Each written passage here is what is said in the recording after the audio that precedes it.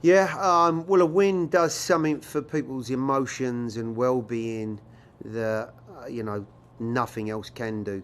And the guys are in terrific place this week after a very good victory in Columbus. Some good performances, as we well know. Two or three lads that are not seeing the field this year, but have shown their worth in the past, have stepped up again. And it just adds a real good feel, a real spirit to the group. And training's been great. Weather likewise, been able to get some good work done, and everyone's got a smile on their face. So it's been a good week. Thank you, Coach. We'll start with Drake Hills from the Tennessean. Go ahead, Drake. Hey Gary, good to see you. Good to see some sun shining on you after a week full of rain and whatnot. But I wanted to ask you, obviously going into the last game, Teal was announced to be out for a couple of weeks. And how's he getting on? And in that same striker department, we've seen Ake Loba come in around the same time and get those same minutes to close up the game. Is there an opportunity there for Ake to take advantage of some minutes left behind and to add more depth behind CJ going into Kansas City and of course the games after? Yeah, as far as Teal's concerned, he came out of that Salt Lake game having battled on with a knee issue. As you may well imagine, the fact that he could get through the amount of time that he did in Salt Lake would suggest that the issue was not something majorly detrimental, and he's a tough character. It might be slightly longer than we'd all hoped for and liked, but he's in a very decent place. He's healing well. He won't be available again this weekend, but it's one that we'll have to just keep monitoring. And I think we'll get to a point in the next week or so where it'll be something that he looks at or feels that he can move forward with and put up with. But I just want to make sure that in this early stage of the season, we're also not doing any serious damage that's going to keep someone out for a prolonged period of time. So I think there's a bit of caution in this as well. As far as Ake is concerned, yeah, you're right. Came on at the weekend. The usual applies. Everyone that comes into the game is asked to try and lift the group to the best of their ability, and to basically be a bit of a shot in the arm as a sub coming on the field. Now, they are minimal minutes for whoever that individual is to try and make a bit of an impression, but nevertheless, they are minutes, and we want to see that guys are not only fighting for the group, but they're very much up for the challenge, and in Saturday's case, up for seeing out a victory. Ake's a talented guy. Have we seen the best of him yet? Certainly not. But he is, I would believe, going to get a very decent opportunity given the way that circumstances are unfolding. Thank you, Coach. Next we'll go to Ben Wright. Go ahead, Ben. Yeah, Gary, we saw Brian Anunga come in and play from the start and put in a really solid performance. And kind of similarly, we saw Jack Mayer start. Both of those guys have played bigger roles in the past, and this year haven't seen the field as much. What did you like from those two against Columbus, and how do you kind of plan to work them into the group going forward, given kind of the increased competition for spots? Yeah, well, you've got it in a nutshell there. There is tremendous competition for spots, and Eric beat out Jack in the pre-season games, I felt, to start the season due to circumstances. Jack was given the opportunity again to really cement what he's already shown us. It's not, we're not giving somebody their debut. He's played a number of games and he's performed very, very well for the group. But there can be some anxiety when you haven't started a season. You're coming into a group that are already in their groove and a tough away game. I would go as far to say that, the growth that we saw in Jack, just purely in terms of his presence, He played like a man. We were lacking a man in Walker and a big man, and there were big shoes to fill, and he did it admirably. And you know, I couldn't give him enough credit after the game. Likewise, Brian Anunga. We've seen Brian perform to a very, very high standard in the previous season, and with the competition that we have in that midfield, it's been tough for Brian. And what I would say, along with Taylor, who of course had his first start of the year, those guys prepare themselves daily. They work hard. Their mentality and their focus throughout the week, every week, is exceptionally professional. And when the chance comes along, all you can ever ask is that they're ready, they're focused, and they take that opportunity. And those three guys did. Now, the big difficulty for me, and it's a place that I think all coaches want to be, is where you have choice. Now, we've got a group of players, 2 international guys coming back, some wonderful performances of victory, and they've put me in a tough position. I've got to choose a team that are going to go out and hopefully pick up points again at the weekend. And I've now got plenty more players to choose from. So it's good in one sense and difficult in another. Thank you, Coach. Next we'll go to Claudio Villalobos. Go ahead, Claudio. Gary, thank you, Matt. Gary, I meant to ask you this before, but when you look at performances like Taylor's the other day, even Anunga, which obviously are not players that have been starting in games, and they do a very well job. You already know that. But what happens when it's the other way around? I mean, it seems like the team doesn't, or you haven't been able to get the same result whenever those guys up front are starting. What can you tell us about it? Well, sorry, when those guys are starting regularly, or we're not getting the same results? Sorry, Claudio, I wasn't quite clear on the question. Well, what I mean is that it seems like Taylor and Anunga, they look like they've been playing all the time. Right.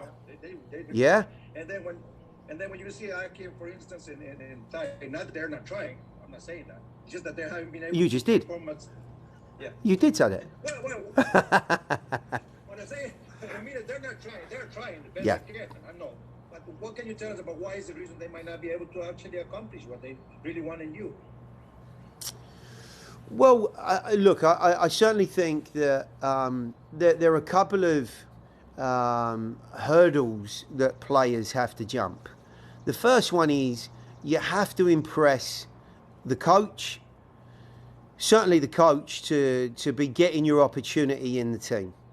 That may come off the bench, it may come in limited minutes, but you are constantly trying to gain confidence so that you get your first start somewhere. Everyone's got to start somewhere. You get your first start, you reinforce that confidence that the coach feels that, okay, well, he's had a terrific performance, maybe we'll try him again.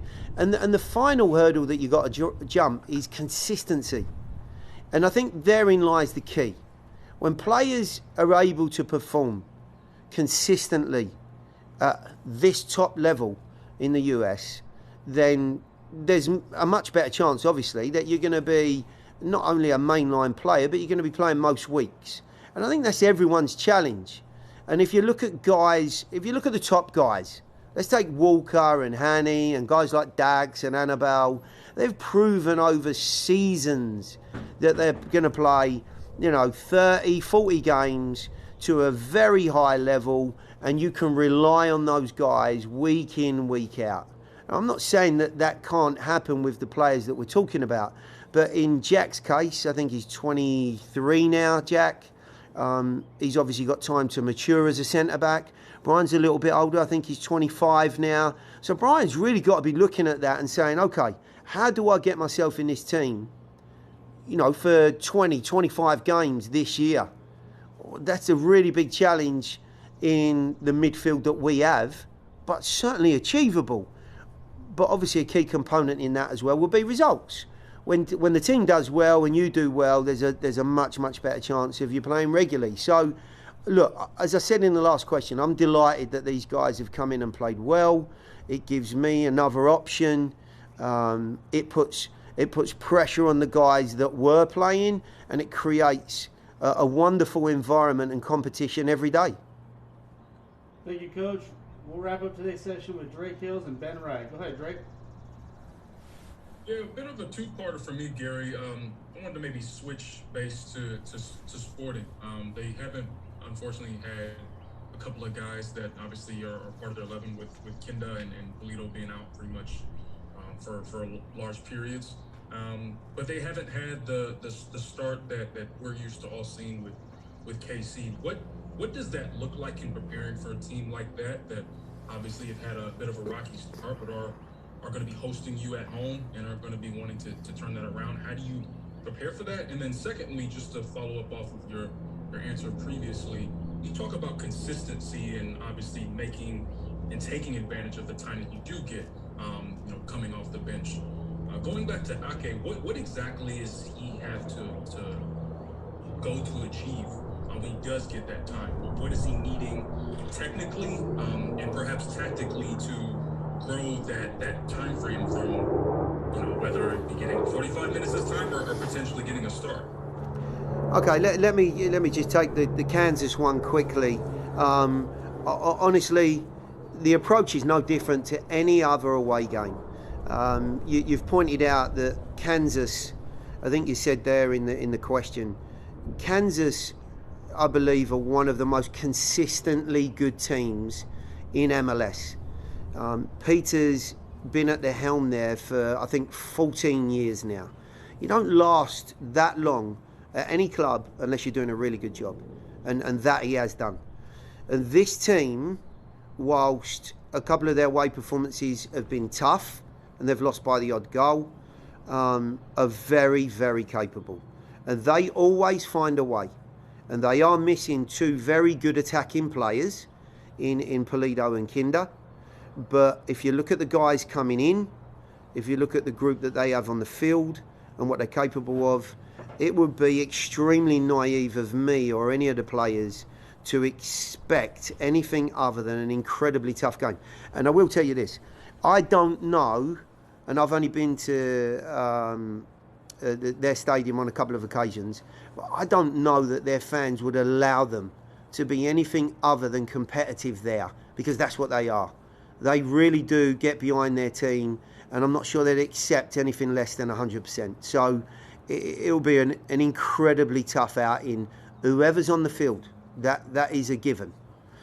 As far as Aki's concerned, and I know we're always going to have a lot of questions about him because of what he represents as a designated player, but let's try and take that tag away from what he is. Let's just look at individuals and the way that they find their minutes and they progress and they develop, whether that's as a young player or otherwise. Aki's still a very young man. He's achieving an awful lot in Mexico. We know that. Has he found a stronger foundation here with the group, having been here over 8 months now? Absolutely. But the key to seeing more minutes is always going to be that constant build of confidence in what the player can do and what the players around him see and how he fits in. And slowly but surely, I think we're seeing all of those things in training and in some of the minutes that he sees on the field. The challenge I have is in some of these very difficult away games, when you look at the front line that we have, and this isn't an excuse, but we have 3 very good forwards. We're playing week to week. It's the early part of the season. It's not the end of the season where players have got 30 games under their belt and we're playing midweek, where rotation is more likely to be seen. We've been playing well. We've picked up good results. We know what that front 3 are capable of. The same as we're talking about Brian and Ungar here. It's not easy to break into the team. So when the opportunity comes along, I think all that anyone's after is apply yourself, show what you can do. If you can be impactful in the game and give the guys a lift, that's all anyone can ask. And then when the opportunity comes along, be ready. That's all you need to be. Be ready. Thank you, Coach. We'll wrap up today's session with Ben Wright. Go ahead, Ben. Yeah, Gary, I guess despite some of their struggles, Kansas City has still won both their home games. And I think historically, Children's Mercy Park is one of the harder places in the league to play. What do you think has made it such a difficult place for away teams to go and play? Well, as I've just said, I think the way that the ground's set up, it has a very old school feel to it. The fans are very tight to the pitch. It's not a huge stadium, but they pack it out and they really get behind their team. They make a wonderful atmosphere there, and they really do get their team on the front foot. The other side of it, of course, has to be reciprocally the players on the field. The fans don't get behind the players if they don't see a group of players that really are giving it their best and their all. And I think, or I have to appreciate that over the course of the years that they've played there, the teams have been able to do that. When the players are not doing particularly well, the fans get them up. And when the fans feeling a little bit flat, the players get them up. And I think they've done a wonderful job of that over the years. But you're right, it's an incredibly tough place. And, I keep looking at each game, each weekend, and really hoping that one of these games I look at and go, you know what, this might not be too bad in this long 8-game stretch. But I ain't found one yet. So we'll just keep digging away.